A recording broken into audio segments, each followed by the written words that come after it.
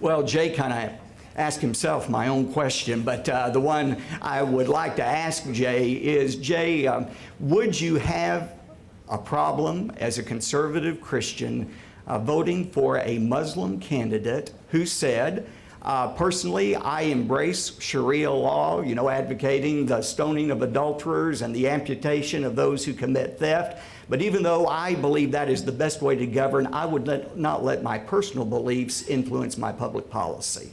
That's a great question, and I've got a really quick answer, and that is the question itself sets up why I would say I would not support that candidate. I think the imposition of Sharia law violates constitutional precepts, including the Free Exercise Clause and the Establishment Clause. So it would not be based on their theology, it would be based on their public policy position that Sharia law should play a role in the development of U.S. law or U.S. thought. And I never buy, by the way, Robert, and you and I probably agree on this, I never buy this is my theology and it won't matter.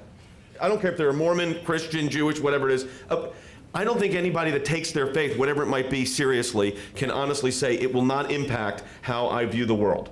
But I would say if the person was proposing the application of Sharia... No, he said he wasn't, personally. He believes it personally. Well, no, he believes it personally. To me, if you believed in Sharia law personally, I would not be able to divorce the belief of Sharia application to U.S. constitutional law. But that's strictly on a legal theory. I would say the conflict between Sharia law, how they view, because I always say this when I'm talking with people, how you should view a candidate is, what is their view of judicial philosophy? What is their view of the rule of law? And the personal view of rule of law under Sharia is very different than our constitutional frameworks. But it wouldn't be on a theological basis. It would be, I don't buy it doesn't impact my life. I'll concede that I think everybody's faith that takes it seriously impacts their life. But the application of Sharia in their personal life and saying it will not affect U.S. policy, I personally wouldn't believe that. Because if they believe Sharia law, of course they would believe that.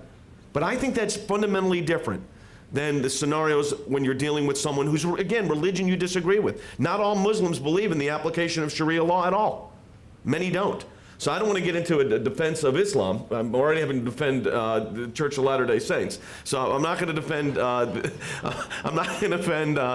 world Islam today, and I'm not going to defend Latter-day Saints either when it comes to theological points, because I fundamentally disagree, as I said early on. But I will say that, again, positionally, I think I am concerned when you have a application of a religious type of test. And I go back to, Robert, and I know we're not going to keep doing this, and you and I will discuss this.